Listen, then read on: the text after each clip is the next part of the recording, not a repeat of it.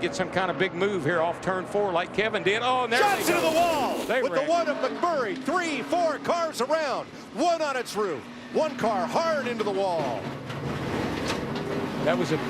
And it ends in flames and sparks. Our front row sitter up here, he's got a torn up race car. Mark 78 car. Jimmy Johnson, he looks okay. Front end of his car on fire. McMurray crawls across the start-finish line to earn a spot in the 500. The field is frozen. Menard had a fast car all day long, and here comes McMurray, and he just gets a little bit of piece of that 48. A lot like happened in the Unlimited. Looked like Jimmy's car just got loose and spun. Look at Clint Boyer in that 15 car get up in the air. Thing went all, it did a 360. Unbelievable. Did a barrel roll and came right back down on its wheels. And he'll cross the start-finish line because it goes all the way across the infield. The race is over. Riding with Jimmy Johnson. That car just stepped out a lot like it did Saturday night, Mike, when somebody got alongside of it. Man, and then he just nailed McMurray again. That was some hard hits there, folks. Here for the guy that wins this stage. Oh, and they're going to crash. Bell and Moffitt contact, and the caution is out. And for the second year in a row, Christopher Bell involved in an accident. Significant damage to the 7 of Moffitt. I don't think there's a great deal of damage to the Christopher Bell's truck, but Brett Moffitt more than likely is terminal. This is just bump drafting gone bad. Watch the 23 of Spencer Gallagher. Like he might have just got into the back end of that 7 truck. He just got out enough. He got out to the right side of the bumper, Vince, and I think that's what turned Brett Moffitt around. Look. No trouble. Ryan Newman hard into the wall. Michael McDowell hard into the wall. Caution's out, caution's out. Terrible crash. Hey, look right over here. You can see, like Ryan Newman overran that corner just a little bit. You see quite a few cars over there. Come back on the track. Contact between Biffle and Newman. Yes, Biffle came back on the track. Newman was right there. Got into him and hard into that guardrail and the tires. Sends him back out in the middle of the track here into McDowell. See the rear end housing loose from the car and then it goes over the fence. That last impact for McDowell was the one that probably knocked the wind out of him. It was Biffle coming back on the track that made Newman try to avoid running into him. I'm fine. It was just a bad place. Wrong. Now the 18 drops down to the bottom. He'll block the inside line. What a tough spot for Kyle Busch. What lane is he going to block? The outside lane. Now the inside lane's going to come. Here comes the inside lane. Ricky Stenhouse Jr. back to the front. Another hood flap flies off. Oh, around goes the 18. The 42 collects the 17 as well. The 62 upside down. Brendan Gaughan upside down as he went back in front of the pack. We're wrecked here, guys. So Kurt pushing Kyle. And just hooked him. And look at Brendan Gaughan. Just flipped right over. It's like the nose of that Chevrolet just can't quite push him straight. It just can't do it. Yeah, the 17 goes up to side draft. I don't think that affects the 18. It's the one just pushing his brother. It peels the 18 off to the right. It looks a lot like the 24 accident. Look at the 62, a full flip back on its wheels. Thank goodness. Instantly stopped the flipping, put the car back in position. But a huge, huge accident. You wonder though if the side force, like right here, if the side force didn't help push the car off and roll it off the front bumper, right? Yeah. Just the air moved it to the right. Because he's trying to pull him back. Yes, yes, and just moved it, and then that helped with that pointed nose of the Chevrolet, the combination of the two. Oh, this shot right here. Yeah. Coming right at you. Look at this 62. It looks like a toy car. It doesn't look real. 3,400 pounds. Remember that. These things are almost 2 tons.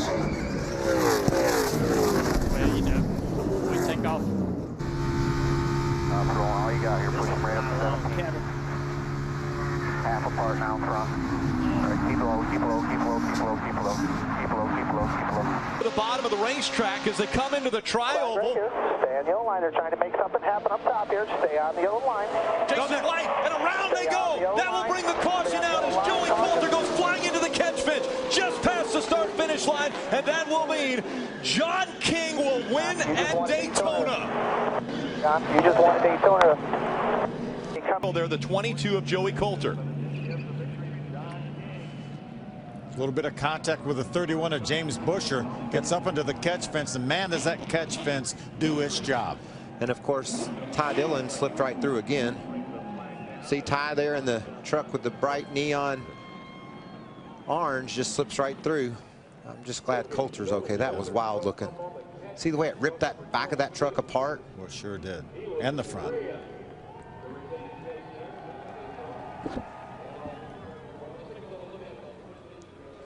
James Busher in the 31 got into the back of that 22.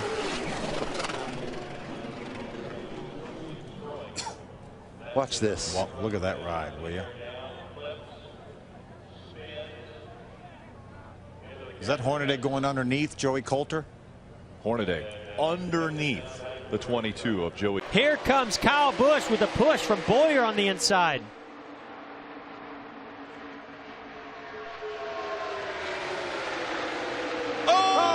Benedetto and everybody. Good. Oh, no. Are you kidding me? This is big. Wow. But it.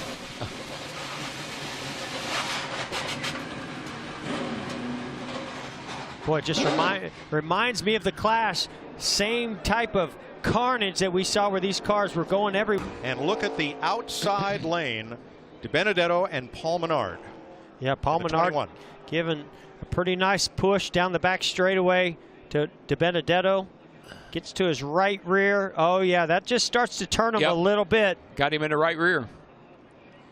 And then he collects Menard. Yeah. Logano just misses it, but the whole outside lane and half the inside pile up. And this is exactly what we were just talking about. At this stage in the race, you can start to taste victory in the Daytona 500. You want to see that checkered flag, and you'll do anything to get it, and you know you've got to be more aggressive with those bump drafts. It looks exactly like the Clash.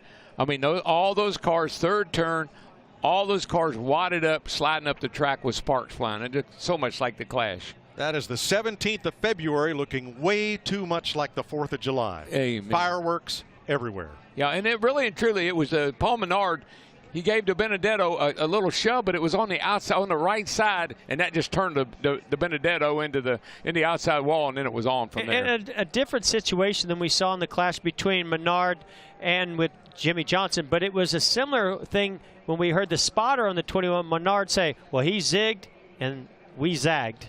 And in this case, Menard told his team on the radio, I just bumped him a little too hard. Yeah, I mean, what are you going to do? It's the end of the race. You're trying to help that guy. You're trying to help DiBenedetto. You're not trying to wreck him, but just bad judgment.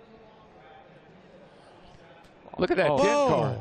Almirola's number 10. Look at David Reagan underneath the 10 of Almirola. David Reagan, see what springs he's running. Look at that. All those sparks flying. Man, amazing shots. And all Almirola wanted was a chance to win it on the last lap. Yeah, well, he didn't like last year. Didn't quite get there. Close.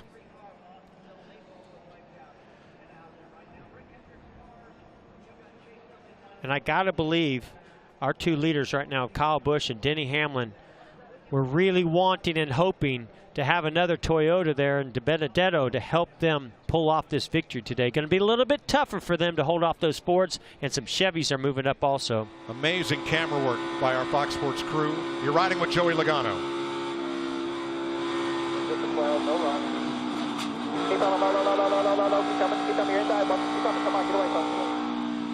Just one too many pushes there, Mike, is what I saw. Kyle Larson. Check up. Nothing behind us. Nothing behind us. Okay, lock it down. Come right back to the top. Keep it rolling. Come to the top.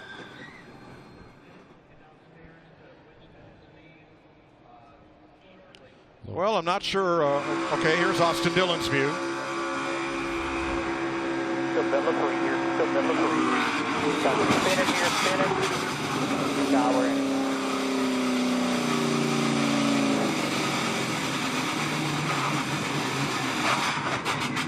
Ouch. Maybe even touch there going into 3.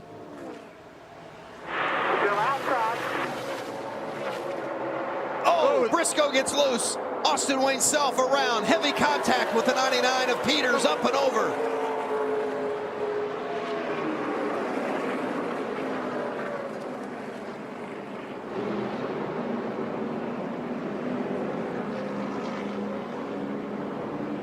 Austin Wayne Self in the 22, and that upside down 99 is Timothy Peters. Well, to have given it what he gave all night long and for it to come down to this at the finish.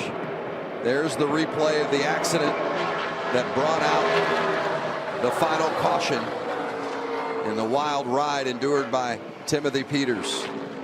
It looked like the 22 of Austin Wayne Self just got a little bit loose on exit of turn number 4. Got into Johnny Sauter. Watch him get loose on the bottom. Gets into Johnny a little bit. Turns him sideways. Ben Rhodes able to get by. Timothy commits to the bottom. Austin Wayne comes down there. Wild ride for Timothy.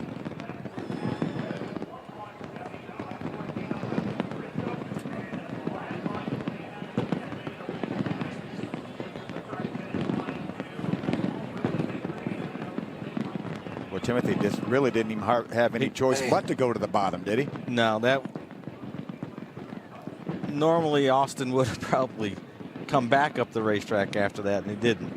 This is Timothy Peters. Watch this ride.